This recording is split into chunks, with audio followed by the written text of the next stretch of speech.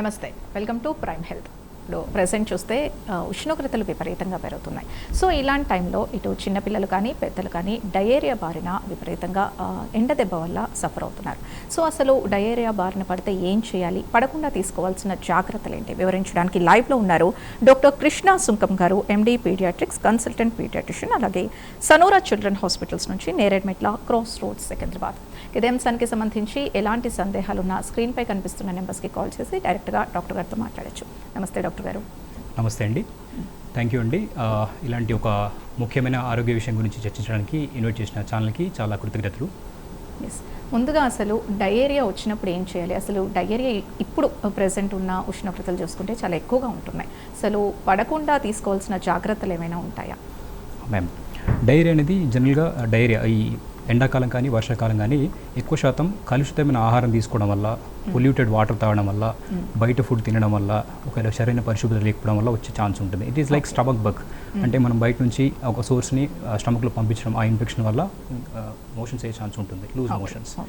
జనరల్గా loose motions అంటే సాధారణంగా లూజ్ మోషన్స్ ఎవరికైనా లెస్ దాన్ 3 times అంటే ఒక 24 hours మూడు సార్ల కంటే నీటిలాగా పల్చగా అవుతుందంటే పర్లేదండి. 3 సార్లకు మించి అవుతుందంటే దాన్ని డైరియా కన్సిడర్ చేస్తుంటాం మనం. ఓకే. బట్ దానిలో కూడా ఏంటంటే జ్వరం వచ్చినప్పుడు, అధిక జ్వరంతో పాటు వాంతులు వచ్చినప్పుడు, విపరీతంగా కడుపు నొప్పి, అలానే పిల్లవాడు మగతగా ఉండడం, నీరసంగా ఉండడం, ఇలాంటి లక్షణాలతో పాటుగా ఒక్కొక్కసారి మలంలో, మోషన్స్లో రక్తం కూడా రావడం జరుగుతుంటాయి. ఇలాంటి కారణాలు, ఇలాంటి సంకేతాలను కొంచెం ప్రమాదకరంగా భావించవలసి వస్తుంది. ఓకే. మరి ఎట్లాంటి సిచ్యువేషన్స్ని నిర్లక్ష్యం చేయకూడదు? అంటే డయేరియా మోషన్స్ అంటే చాలా కామన్ ఫ్యాక్టర్గానే చూస్తూ ఉంటారు. ముందు ఇంటి చిట్కాలతోనే స్టార్ట్ చేస్తారు. అసలు ఒక ఎమర్జెన్సీ సిచ్యువేషన్ని ఎప్పుడు చూడాలి? జనరల్గా ఏంటంటే సైంటిఫిక్గా చూసుకుంటే మోషన్స్ అవుతున్న పేషెంట్స్ని మనం 3 రకాలుగా డివైడ్ చేసుకుంటామండి. మోషన్స్ అవుతూ ఉండి నో సైన్స్ ఆఫ్ డీహైడ్రేషన్, అంటే ఎలాంటి డీహైడ్రేషన్ సైన్స్ లేకపోవడం, సమ్ సైన్స్ ఆఫ్, అంటే మైల్డ్ సైన్స్ ఆఫ్ డీహైడ్రేషన్ అలా ఉండడం ఒకటి, ఇంకొకటి సివియర్ డీహైడ్రేషన్. ఇందులో సివియర్ డీహైడ్రేషన్ అనే కండిషన్ని చాలా ప్రమాదకరంగా భావిస్తాం. ఇలాంటి పిల్లల్ని హాస్పిటల్కి తీసుకెళ్ళిన పరిస్థితి ఉంటుంది. No signs of dehydration and mild signs of dehydration వాళ్ళని ఇంటి వద్ద కేర్ తీసుకుని మనం కొంచెం కేర్ తీసుకునే ఛాన్స్ ఉంటుంది. ఒకటి ఏంటంటే ఫస్ట్ ఇవ్వాల్సిన పని ద్రవరూప పదార్థాలు చాలా ఎక్కువ ఇవ్వాలి. అందులో కూడా షుగర్ లేకుండా, కెఫినేటెడ్ లేకుండా ఉండే పదార్థాలు, అంటే సింపుల్గా ఉండే వాటర్ కానీ, కొబ్బరి నీళ్ళు కానీ, మజ్జిగ నీళ్ళు కానీ, and the most important is ORS. ఇలా ఇచ్చుకుంటే కొంచెం డీహైడ్రేషన్స్ మనం మెల్లిమెల్లి తగ్గించుకోవచ్చు. ఓకే. అలా కాకుండా సివియర్గా ఉందనుకోండి, సివియర్ సెన్స్ ఆఫ్ డీహైడ్రేషన్ అప్పుడు ఖచ్చితంగా హాస్పిటలైజ్ చేసుకుంటే బాగుంటుంది. ఓకే. ముఖ్యంగా చంటి పిల్లల్లో డయేరియా లక్షణాలు ఎక్కువగా చూస్తూ ఉంటాం. ఇవి ఎందువల్ల అంటారు? వన్ థింగ్, చంటి పిల్లల్లో ఒకటి అరుగుదల శక్తి అనేది జనరల్గా వాళ్ళ ఉండే మదర్లో మిల్క్లో ఉండే ప్రోటీన్, దట్ ఈస్ లాక్టోస్. ఆ లాక్టోస్ అనేది వాళ్ళకు లాక్టేజ్ అనే ఎంజైమ్ వల్ల డివైడ్ అయిపోయి తర్వాత ఈజీగా అబ్జర్వ్ అవుతుంది. ఇలాంటి వేడిగా ఉన్న పరిస్థితుల్లో ఏంటంటే మదర్స్ చాలామంది ఏం చేస్తుంటారంటే ఫీడింగ్ ఇచ్చే క్రమంలో వాళ్ళకు వచ్చే మిల్క్లో ఫస్ట్ 2 types ఆఫ్ మిల్క్స్ ఉంటాయండి, the four milk and hind milk. Four milk చాలా వరకు ఏంటంటే కొంచెం వాటర్గా ఉంటుంది. సో ఎలాగో వాటర్ ఉంటుంది, ఇది ఎందుకని చెప్పి చాలామంది మదర్స్ దాన్ని పడేస్తుంటారు. బట్ ఆ 4 మిల్క్ అనేది ఏంటంటే చంటి పిల్లలకి దాహాన్ని తీరుస్తుంది.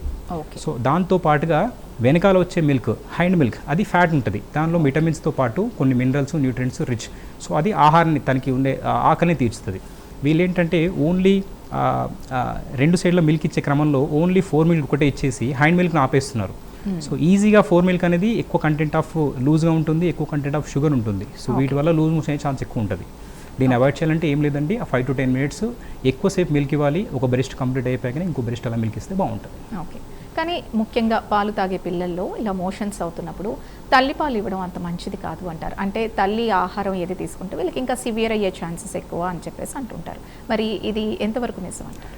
తల్లి తీసుకునే ఆహారం వల్ల బిడ్డకు మోషన్స్ ఎక్కువ అనేది ఒక అపోహ మాత్రమే అండి. అండ్ మోషన్స్ అయ్యే టైంలో తల్లిపాలు ఆపడం అనేది కూడా కంప్లీట్గా మిత్ అండి. ఈ రెండు రాంగే అండి. తల్లి తీసుకునే పదార్థాలు, ఎలాంటి పదార్థాలు తీసుకున్నా తనకి మిల్క్ ప్రొడక్షన్లో కావాల్సిన వార్తలు వస్తే తప్ప తను తీసుకున్న ప్రతి ఒక్కటి అలా ఏమి ఉండదండి. అంటే తను మిర్చి తింటుంది, మిర్చి వస్తుంది, బేబీకి అయినా ఘాటు వస్తుంది, అలాంటిది అనుకుంటా కానీ అలాంటిది ఏమి ఉండదు. తల్లి ఎలాంటి పదార్థాలను తీసుకోవచ్చు, తనకు అనుకూలంగా అరుగుదల ఉండే పదార్థాలు అన్నీ తీసుకోవచ్చు. మిల్క్ ఏంటంటే ఇప్పుడు నేను చెప్పాను కదా, 4 మిల్క్ హైండ్ మిల్క్, ఆ కాన్సెప్ట్ని వాళ్ళు ప్రాపర్గా యూజ్ చేసుకుంటే సరిపోతుంది. అండ్ మోషన్స్ అవుతున్న టైంలో తల్లిపాలు ఆపడం అనేది చాలా ప్రమాదకరం. ఎందుకంటే బిడ్డకు తల్లిపాలు తప్ప వేరే అరిగించుకునే శక్తి ఏది ఉండదు. ఆల్రెడీ మోషన్స్ అవుతున్నాయి, మళ్ళీ పాలు ఆపేస్తే ఇంకా వీక్ అయిపోతుంది. ఆల్రెడీ మోషన్స్ అవ్వడం వల్ల పేగుల్లో లైనింగ్ అనేది దెబ్బతింటుంది. మనం ఈ టైంలో గ్లూకోజ్, న్యూట్రియంట్స్ ఉన్న పదార్థాలు ఎక్కువ ఇవ్వాలి. అలా ఇవ్వకుండా ఇంకా ఆపేస్తే మాత్రం అది ఇంకా డేంజర్ అయిపోయి పిల్లలు ఇంకా నీరసం అయిపోయి హాస్పిటల్లో అడ్మిట్ చేయాల్సిన పరిస్థితి వస్తుంది. ఓకే. ఇప్పుడు సమ్మర్ సీజన్ కాబట్టి హీట్ వేవ్స్ కూడా చాలా ఎక్కువగా ఉన్నాయి. మరి ఇలాంటి టైంలో ముఖ్యంగా చంటి పిల్లల విషయంలో ఎలాంటి జాగ్రత్తలు పాటించాలి? ఓకే, చాలా మంచి క్వశ్చన్ అండి. జనరల్గా ఇలాంటి ఇప్పుడున్న మనకు సమ్మర్ పరిస్థితుల్లో టెంపరేచర్ చాలా హైక్ అవుతున్నాయి, అరౌండ్ ఆల్మోస్ట్ 46 to 52 వరకు వెళ్ళిపోతున్నాయి. ఈ టైంలో బాడీ అనేది మెటబాలిజంని ఆర్ ఈక్విలిబ్రియం మెయింటైన్ చేయడానికి చాలా అన్ని సిస్టమ్స్ చాలా వర్క్ చేసే క్రమంలో కొంచెం ఇబ్బందిగా ఉంటుంది. The first and foremost important is water content. Hydration అనేది చాలా ఇంపార్టెంట్గా మెయింటైన్ చేయాలి. అట్లీస్ట్ పెద్దవాళ్ళు అయితే 3 to 4 లీటర్స్, చిన్నవాళ్ళు అయితే కనీసం 2 లీటర్స్ వాటర్ అయితే కంపల్సరీగా తీసుకోవాల్సింది. అండ్ వాటర్ తీసుకునే క్రమంలో ఏంటంటే ఊరికే వాటర్ కాకుండా కొద్దిగా సాల్ట్ యాడ్ చేసుకొని కొంచెం న్యూట్రియంట్స్ ఉన్న కొంచెం ఎలక్ట్రోలైట్స్ ఉన్న వాటర్ తాగితే చాలా బెటర్గా ఉంటుంది.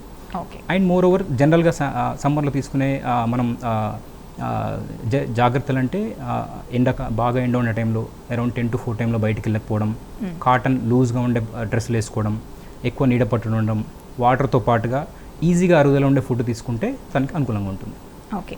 అండ్ ఇక్కడ ముఖ్యంగా చెప్పుకోవాల్సింది ఓఆర్ఎస్ తీసుకుంటే మంచిది అంటున్నారు. అసలు ఓఆర్ఎస్ ఎలాంటి ఓఆర్ఎస్ తీసుకోవాలి? చాలా థ్యాంక్ యూ అండి. బికాస్ ఓఆర్ఎస్ గురించి ఇప్పుడున్న సమాజంలో చాలా డిబేట్ జరుగుతుంది. చాలామంది డాక్టర్స్ దీని గురించి ఫైట్ కూడా చేస్తున్నారు. ద థింగ్ ఈజ్ ఓఆర్ఎస్ మనం హిస్టారికల్గా చూసుకుంటే బేసిక్గా గ్లోబల్గా హిస్టారికల్ చూసుకున్నప్పుడు death count, leading cause of deaths అని ఒక లిస్ట్ తీసుకుంటే ఆల్మోస్ట్ 6th పొజిషన్లో డైరియా ఉంటుందండి. అంతకుముందు malaria, tuberculosis, smallpox, bubonic plague అని, తర్వాత ఇన్ఫ్లుయెంజా అని చాలా ఉండేవి. ఇవన్నీ పాండమిక్లా వస్తూ చాలామంది డెత్స్కి కాజ్ అవుతుంది. బట్ అన్నిట్లలో కూడా ఏంటంటే సైంటిఫిక్ డ్రగ్స్ మాత్రమే ఇన్వెంట్ చేయగలిగారు. ఒక్క డైరెక్ట్ మాత్రమే చాలా ఈజీ డ్రగ్ని ఇన్వెంట్ చేసి చాలామంది ప్రాణాలను కాపాడగలిగారు. ఆ ఈజీ డ్రగ్ ఏంటంటే సింపుల్ డ్రగ్, ఉప్పు నీరు కలిపిన వాటర్ మాత్రమే. సో దానికి WHO వాళ్ళు ఏం చేశారంటే ఓఆర్ఎస్ని ఒక ఫార్ములేషన్ ప్రిపేర్ చేసి simple oral rehydration salts or oral rehydration solution పేరు పెట్టి దాన్ని ఈజీగా అందరికీ అందుబాటులో ఉండే విధంగా చేశారు. సో ఈ ఓఆర్ఎస్ ఏంటంటే బాడీ ఈక్విలిబ్రియం సరిపడా వాటర్, బాడీ ఈక్విలిబ్రియం సరిపడా న్యూట్రియంట్స్ని, మినరల్స్ని ఈజీగా అందిస్తుంది, బాడీ డీహైడ్రేషన్ గురి కాకుండా కాపాడుతుంది. ఓకే.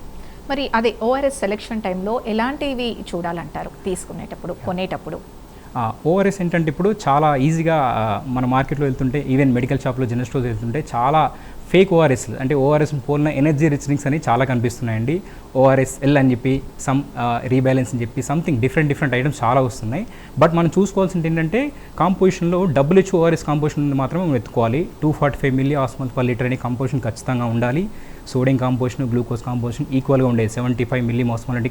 అది అలాంటి ఖచ్చితంగా చూసుకున్న తర్వాత అలాంటి వాడాల్సి వస్తుంది. దీంతో పాటుగా మిక్సింగ్ కూడా చాలా ఇంపార్టెంట్ అండి. కాచి చల్లార్చిన వాటర్లో లేకపోతే ప్రాపర్ మినరల్ వాటర్లో 1 లీటర్ వాటర్లో 1 ప్యాకెట్ మాత్రమే యూజ్ చేసుకొని మిక్స్ చేసుకొని వాడుకుంటే చాలా మంచిది. చిన్న ప్యాకెట్స్ అయితేనేమో 200 ml సంబంధించిన వాటర్కి సంబంధించిన ప్యాకెట్స్ వేరే ఉంటాయి. అది ఖచ్చితంగా అలాంటి వాటర్లను రీకన్స్ట్రక్ట్ చేసి 24 hours తీసుకోవాలి. 24 hours తర్వాత ఖచ్చితంగా డిస్కార్డ్ చేయాలి, మళ్ళీ కొత్త ప్యాకెట్ తీసుకోవాలి. అండ్ ఓఆర్ఎస్ అనేది ఇప్పుడు చాలా వైడ్లీ అవైలబుల్ డ్రగ్ అండి, మీన్స్ సాధారణ చికిత్స అండి. ఎక్కడైనా మీకు దొరుకుద్ది. ఓవర్ ది కౌంటర్ డ్రగ్స్లో కానీ, any government hospitals, any medical షాప్లో you can get it very easily. This is the most important drug and easily available drug that can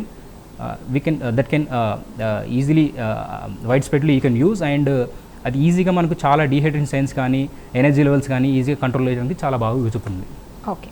అలాగే ఇప్పుడు డయేరియా వల్ల డీహైడ్రేట్ అవుతూ ఉంటారు. అసలు ఇవి ఎంత ప్రమాదకరంగా మారే సిచ్యువేషన్స్ ఉంటాయి? ఎలా ఉంటుందంటే డీహైడ్రేషన్ సైన్స్ అనేది మనం అసెస్ చేసుకోవాలండి. పిల్లలు వచ్చినప్పుడు ఇంట్లోనే మనం అసెస్ చేసుకోవచ్చు. పైనుంచి కింద వరకు సైన్స్లా చూసుకుంటే కనుక ఫస్ట్ థింగ్ ఆ పిల్లవాడు చూడగానే చాలా మగతగా నీరసంగా ఉంటాడు. తన కళ్ళు మొత్తం లోపలికి వెళ్ళిపోయి ఉంటాయి. ఏడుస్తే కూడా కంటి నుంచి నీరు రాదు. చాలా వీక్ అయిపోయి ఉంటాడు.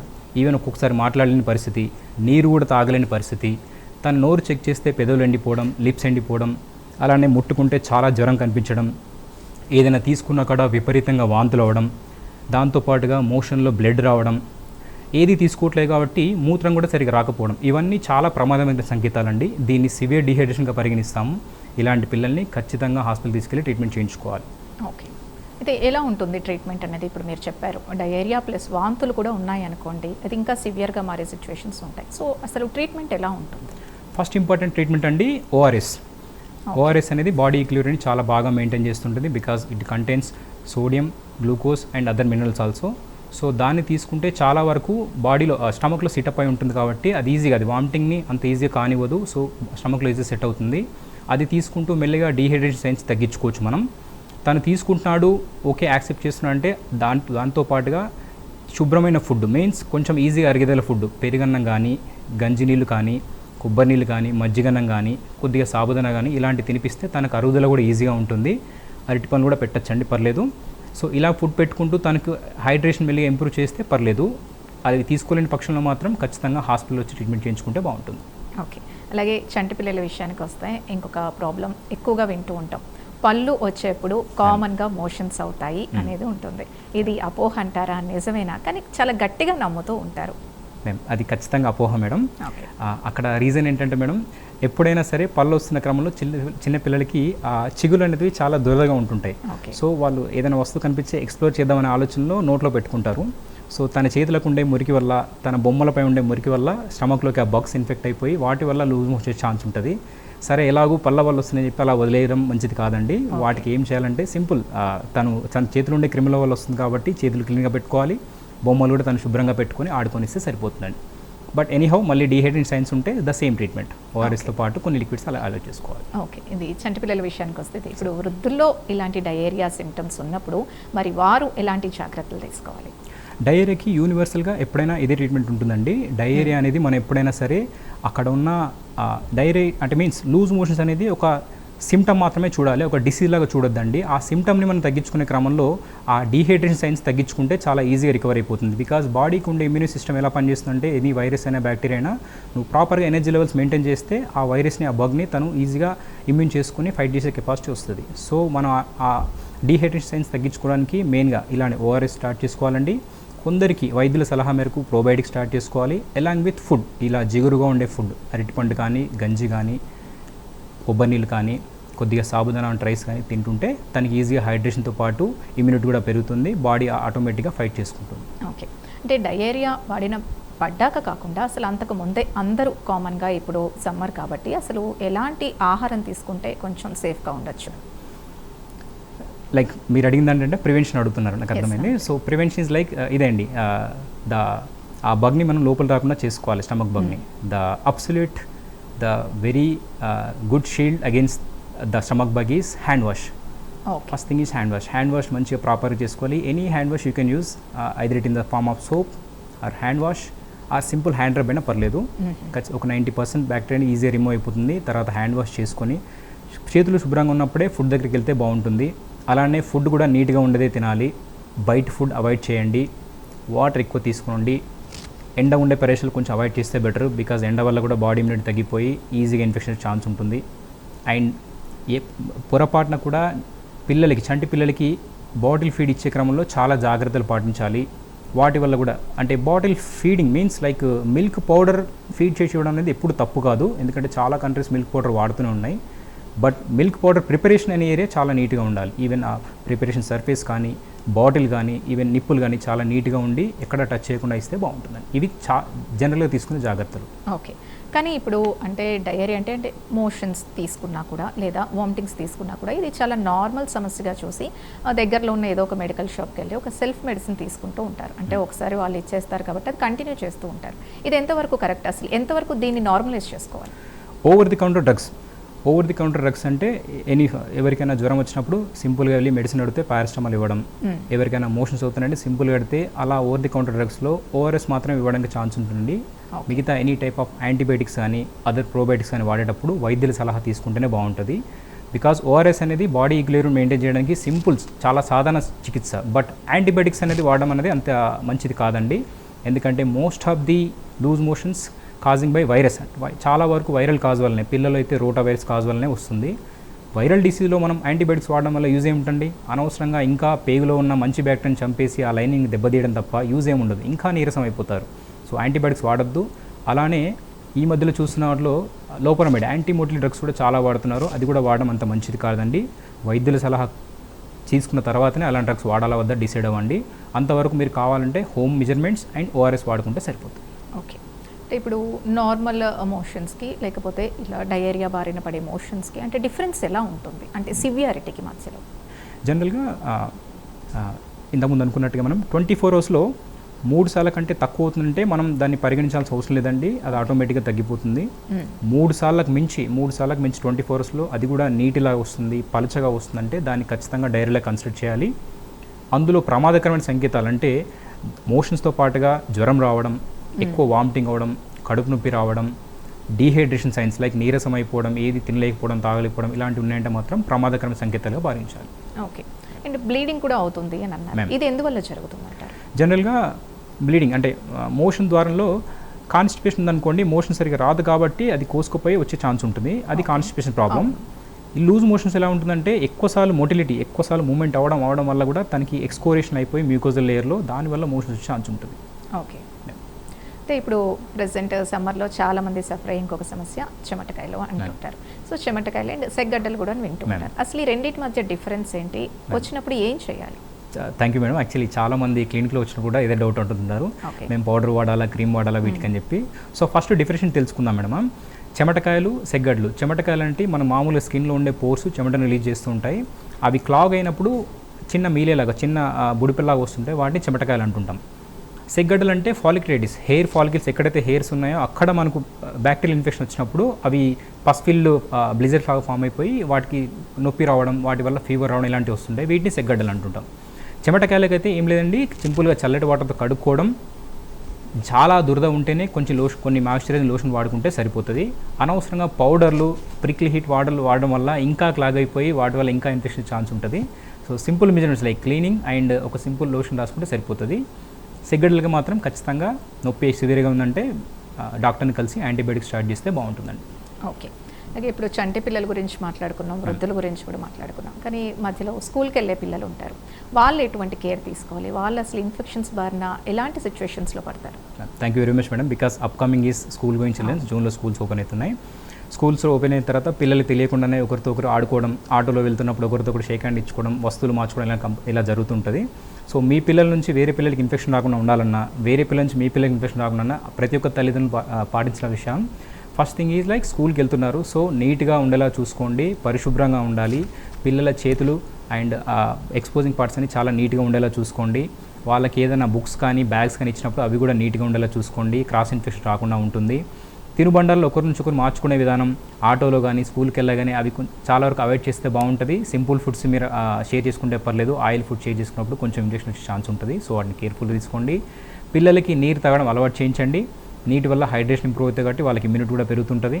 అలాంగ్ విత్ ఇంటికి వచ్చాక కూడా మళ్ళీ సేమ్ ఇదే హ్యాండ్ వాష్ చేసుకున్నాకనే వేరే వస్తువులు ముట్టుకోవడం కానీ తినడం కానీ అలవాటు చేయించాలి. ముందుగా పరిశుభ్రమైన ఆహారం, కలుషితం లేని నీరు తీసుకోవడం వల్ల చాలా వరకు ప్రాబ్లమ్స్ అన్ని అవాయిడ్ చేయొచ్చండి. ఓకే. కంపారిటివ్ అర్బన్ ఏరియాస్లో కంటే కొంచెం హైజీన్ గ్రామీణ ప్రాంతాల్లో కొంచెం తక్కువగా ఉంటుంది. మరి వారు ఎలాంటి, అంటే ఆహారం విషయంలో కానీ నీరు విషయంలో కానీ ఎలాంటి జాగ్రత్తలు పాటిస్తే మంచిది? మ్యామ్, మన అర్బన్ ఏరియాలో మనకు బాటిల్డ్ అండ్ ఫిల్టర్ వాటర్ ఈజీగా దొరుకుతుంటాయి. సమ్ కొద్దిగా విలేజ్లో వాళ్ళకు అంత ఈజీగా వాటర్ యాక్సెస్ ఉండకపోవచ్చండి.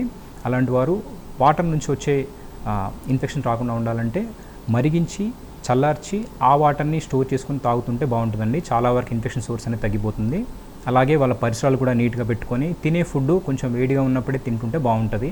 అలా కాకుండా నైట్ వండింది మార్నింగ్ తినడం, మార్నింగ్ ఈవినింగ్ అలా తీస్తుంటే మళ్ళీ ఇన్ఫెక్షన్ వచ్చే ఛాన్స్ ఉంటుంది. సో ఇలాంటి చిన్న చిన్న మెజర్స్ వల్ల వాళ్ళు కూడా ఇన్ఫెక్షన్ బారిన పడకుండా జాగ్రత్తలు తీసుకోవచ్చు. అండ్ అగైన్ వాళ్ళే గ్రామీణ ప్రాంతాల్లో ఎక్కువగా నాటు వైద్యాన్ని ఆశ్రయిస్తూ ఉంటారు. ఇది ఎంతవరకు కరెక్ట్, అసలు ఎంతవరకు అవేర్నెస్ ఉంది వాళ్ళకి? అయితే సైంటిఫిక్గా దాని గురించి ఎలాంటి డేటా లేదు మేడం.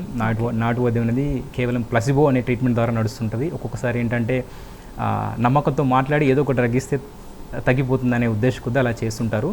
బట్ ఒక్కొక్కసారి వాటి వల్ల అవి బాడీకి పడకపోవడం వల్ల రియాక్షన్స్ అయ్యే ఛాన్స్ ఉంటుంది. నా సలహా ఏంటంటే నాతో పాటు చాలామంది సైంటిఫిక్ డేటా చూసిన వాళ్ళు ఎవరైనా సరే అలాంటి వాటికి దూరంగా ఉంటే మంచిదండి. ఓకే. అలాగే ఇప్పుడు డయేరియా వచ్చినప్పుడే జ్వరం కూడా యాడ్ అయితే ఇది ఎందుకు వస్తుంది అండ్ దాన్ని ఎంత సివియర్గా మనం చూడాలి? థింగ్ ఈజ్ లైక్ ఎట్లా అంటే infection source madam. One thing is any infection బాడీలోకి ఎంటర్ అయిందంటే బాడీలో పైరోజన్స్ యాక్టివేట్ అయిపోయి ఫీవర్ వచ్చే ఛాన్స్ ఉంటుంది. సో ఫీవర్ని తగ్గించుకోవడానికి జనరల్ మెజర్మెంట్స్ లైక్ మనం కూలింగ్ చేసుకోవడం, బాడీని తడిబట్ట పెట్టి తుడవడం, ఫీవర్ సిరప్ వాడుకోవడం ఇలా చేసుకోవచ్చు. ఇన్ఫెక్షన్ సోర్స్ ఒకవేళ వైరల్ ఇన్ఫెక్షన్ అనుకోండి, ఎలాంటి యాంటీబయాటిక్స్ వాడద్దు, కేవలం ఇలాంటి సపోర్టివ్ మెజర్మెంట్స్ మాత్రమే తీసుకుంటే సరిపోతుంది. ఒకవేళ బ్యాక్టీరియల్ కాజ్ ఏమైనా ఉంది అంటే మాత్రం యాంటీబయాటిక్ స్టార్ట్ చేసుకోవాలి, అది కూడా డాక్టర్ సలహా మేరకు మాత్రమే వాడండి. దాంతోపాటుగా general measurements like హైడ్రేషను, neatness, hygiene maintain చేస్తే బాగుంటుందండి. ఓకే. ఇప్పుడు జనరల్గా ఇప్పుడు వింటున్నాం ఉష్ణోగ్రతలు పెరిగి మృత్యువాత పడుతున్నారని చెప్పి వింటున్నాం. అసలు ఈ సిచ్యువేషన్ ఎందుకు వస్తుంది? కామన్గా ఇప్పుడు ఉష్ణోగ్రతలు పెరిగి వడదెబ్బ అంటేనే వాంతులు కానీ మోషన్స్ కానీ అని చెప్పేసి అంటూ ఉంటారు, కానీ అంత సీరియస్ సిచ్యువేషన్కి ఎందుకు వెళ్తారు? ఇది ఒక బాడీ ఈక్విలిబ్రియం స్టేటస్ పైన డిపెండ్ అయి ఉంటుంది మేడం. జనరల్గా ప్రతి ఒక్కరికి ఇమ్యూనిటీ డిఫర్గా ఉంటుంది, వేరువేరుగా ఉంటుంది. బట్ ఓవరాల్గా చూసుకుంటే బాడీ టెంపరేచర్, కోర్ టెంపరేచర్ ఎప్పుడైనా సరే మనకు ఆ 34 నుంచి 38 మధ్యలో అలా మెయింటైన్ అవుతే బాడీ ఈక్విలిబ్రియం అనేది ఆటోమేటిక్గా మెయింటైన్ చేసుకుంటుంది. ఒకవేళ 38 దాటింది, 39, 40 అలా పెరుగుతూ పోతుందంటే బాడీ అనేది ఆ ఈక్విలిబ్రియం మెయింటైన్ చేసుకునే కెపాసిటీని కోల్పోతుంది. సో దానికి ఖచ్చితంగా మన supportive measurements or avoiding of that hot exposure అనేది మెయింటైన్ చేయాలి. ఆ సమ్మర్ ఉన్న ఆ హీట్ వేవ్ ఉన్న టైంలో కొంచెం నీడ పట్టున ఉండడం, ఏసీలు, ఫ్యాన్లు ఆర్ వాటర్ ఇంటేక్ ఎక్కువ మెయింటైన్ చేయడం, ఈజీగా అరుగుదల ఉండే ఫుడ్ మెయింటైన్ చేయడం, వీటి వల్ల ఇలాంటి మెజర్మెంట్స్ వల్ల మనం ఈ బారి నుంచి బయటపడవచ్చు అండి. తప్పని పరిస్థితిలో వెళ్ళాల్సి వస్తుందంటే కొంచెం నీడ ఉండే, అంటే లైక్ కార్లో జర్నీ చేయడం కానీ, ప్రాపర్గా హైడ్రేషన్ టైంలో జర్నీ చేయడం కానీ చేస్తే బాగుంటుంది. ఓకే, ఒక కాలర్ రెడీగా ఉన్నారు, జగన్మోహన్ గారు. జగన్మోహన్ గారు మాట్లాడండి. జగన్మోహన్ గారు మాట్లాడండి, డాక్టర్ గారు. మేడం, గుడ్ ఆఫ్టర్నూన్ డాక్టర్ గారు. చెప్పండి. హలో జగన్మోహన్ గారు, మీరు డైరెక్ట్గా కాల్లో మాట్లాడండి, టీవీ ఉంటే మ్యూట్లో పెట్టేసేయండి. గుడ్ ఆఫ్టర్నూన్ డాక్టర్ గారు. గుడ్ ఆఫ్టర్నూన్ అండి. నేను జగన్మోహన్ అండి, నారాయణ నుంచి మాట్లాడుతున్నాను. నమస్తే అండి. అదే ఇప్పుడు ఎవరైతే ఇన్ఫాంట్ బేబీస్ ఉంటారు కదా, వారికి మదర్ మిల్క్ సేఫ్ అంటారా, లేకపోతే ఫార్ములా ఫీడ్స్ ఇస్తారా అండి? ఫార్ములా బెటర్ అంటారా? రెండింటికి ఉన్న ప్రాధాన్యత ఎలా ఉంటుంది? ఒకవేళ మదర్ మిల్క్ లేకుండా ఫార్ములా ఫీడ్స్ ఇస్తే సేఫేనా? దానికి ఉన్న ప్రికాషన్స్ ఉంటే ఏమైనా చెప్పాలి? జనరల్గా అడుగుతున్నారా, మోషన్స్ అవుతున్న టైంలో ఇలా చేసి అడుగుతున్నారా? అంటే ఇన్ జనరల్ అడుగుతున్నాను. జనరల్ మోషన్స్ కావాలి, ఒకవేళ మోషన్స్ అయితే కూడా దానికి స్పెసిఫిక్ ప్రికాషన్స్ ఏమి ఉంటాయో తీసుకుంటారు సార్. ఆన్సర్ చేసాము. చెప్పండి. Thank you sir, I will give you reply sir. Like sir, జనరల్గా ఏంటంటే ఎప్పుడైనా సరే ఒక బిడ్డకి, చంటి బిడ్డకి, న్యూ బార్న్ బేబీ నుంచి 6 months వరకు ఎక్స్క్లూజివ్ బ్రెస్ట్ ఫీడింగ్ అనే కాన్సెప్ట్ని మనం ఫాలో అవుతున్నాం sir, anywhere in India or anywhere in the world. Because mother మిల్క్లో ఉండే న్యూట్రియంట్స్ కానీ, మదర్ మిల్క్లో ఉండే మినరల్స్ కానీ, ఇమ్యూనిటీ ఫ్యాక్టర్స్ కానీ మనకి ఎక్కడా లభించవు సార్. కొన్ని పరిస్థితుల్లో మదర్ మిల్క్ని అవాయిడ్ చేసి బిడ్డలకి వేరే మిల్క్ పట్టాల్సిన పరిస్థితి వస్తుంది. కొన్ని కండిషన్స్, స్పెసిఫిక్ కండిషన్స్ ఉంటాయండి. అలాంటి టైంలో మాత్రమే మనం bottle feed are milk, formula feed వాడుకుంటే బాగుంటుందండి. అదర్వైజ్ ఆ కండిషన్స్ లేకుండా మదర్ హెల్దీగానే ఉంది, చిన్న ఇష్యూస్ ఉన్నాయి, జ్వరం లాంటివి, ఇన్ఫెక్షన్ లాంటివి చిన్న ఉన్నాయంటే మనం మదర్ మిల్కే ప్రిఫర్ చేయాలండి. అలానే బేబీ కూడా ఊరికే మోషన్స్ అవుతున్నానో, లేకపోతే బేబీ మగతగా ఉంది, తేనె తాగిపిస్తాను, ఫార్మల్ తాగిస్తాను, యాక్టివ్ అవుతున్నా, అలాంటి వాటికి మనం అవాయిడ్ చేసేసి కంప్లీట్గా మదర్ మిల్క్ ఇస్తేనే బాగుంటుందండి. ఫార్ములా మిల్క్ ఇచ్చే కండిషన్లు కొన్ని మాత్రమే ఉంటాయి. ఆ కొన్ని కండిషన్స్ అవి నిజంగానే ఇవ్వచ్చలేదని మనం ఒకసారి డాక్టర్ని కలిసాక ప్రూవ్ చేసుకున్నాకనే స్టార్ట్ ఇస్తే బాగుంటుంది. అండ్ ఫార్ములా మిల్క్ ఇవ్వడం అనేది ఎప్పుడు కూడా తప్పు కాదండి. నేను చెప్పిన అలాంటి కండిషన్లో ఫార్ములా ఇవ్వచ్చు. ఫార్ములా పౌడర్ వల్ల ఎప్పుడు మనకు ప్రాబ్లమేటిక్ కండిషన్ ఏమి ఉండదండి. ఫార్ములా మిల్క్ ప్రిపేర్ చేసే సిచ్యువేషన్స్, ఆ ఎన్విరాన్మెంట్, తర్వాత ఇచ్చే పర్సన్, వీటి వల్ల కొంచెం డిఫెక్ట్ అయినప్పుడు మాత్రమే తనకి బిడ్డకి స్టమక్ అప్సెట్ అయ్యే ఛాన్స్ ఉంటుంది. లైక్ ప్రిపేర్ చేసే ఏరియా నీట్గా ఉండాలి, క్లాత్ నీట్గా పెట్టుకోవాలి, బాటిల్స్ ఎప్పటికప్పుడు క్లీన్ చేసుకోవాలి, హాట్ వాటర్లో మరిగించి ఒక ప్రాపర్ టెంపరేచర్ మరిగించి తర్వాత నీట్గా అయ్యాకనే దాని ప్రాపర్ స్టెరిలైజేషన్ అయ్యాకనే మళ్ళీ ప్రిపరేషన్ చేసుకోవాలి. ప్రిపేర్ చేసే పర్సన్ కూడా హ్యాండ్స్ మంచిగా వాష్ చేసుకోవాలి. మిల్క్ పౌడర్ కాన్స్టెంట్స్ కూడా proper ml of water mix చేయాలి, proper content of milk powder mix చేయాలి, ప్రాపర్ మిక్సింగ్ ఉండాలి.